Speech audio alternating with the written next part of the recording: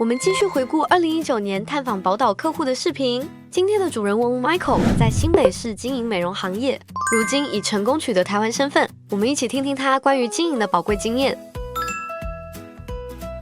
我依家係做緊美甲嘅，美甲美容，係啦。咁其實我做呢個行業，一來因為我有認識嘅朋友啦，係做呢行，即係有識得嘅美甲師，同埋美容師，咁所以我先可以做到呢一行嘅。咁另外呢一行佢嗰個所謂嘅創業成本就係即係比較低，即係如果你話對比餐廳你要買器材啊或者店面租咁貴啊嗰啲嘢咧，即係呢樣美甲呢樣嘢係比較易上手少少嘅。多數係上班族或者家庭主婦。OK。咁就好睇你，同埋都會睇你點樣宣傳啦。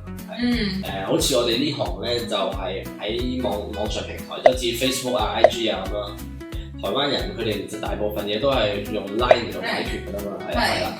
咁基本上你平台要做得夠，即係要做得真係夠全面咯，係啊。同埋要知道呢度啲人用邊個平台。係啦，你要知道啲人用邊個平台咯。喺個台灣做生意係好易起步，但係你話首頁係好難㗎嘛，即係創業比首頁難啦。係啊，首頁好難嘅呢個，因為始終台灣係個市場，第一你嗰個市場調查要做得好好，二來你要知道你呢個地區嘅人流，然之後佢哋接受嗰個價位，然之後同埋呢一區嗰個客人嘅質素。台灣一定有啲嘢係有一啲嘢係比香港好，有一啲嘢係冇香港咁好嘅，係啊，即係呢一度對我嚟講唔係天堂，台灣對我嚟講唔係天堂。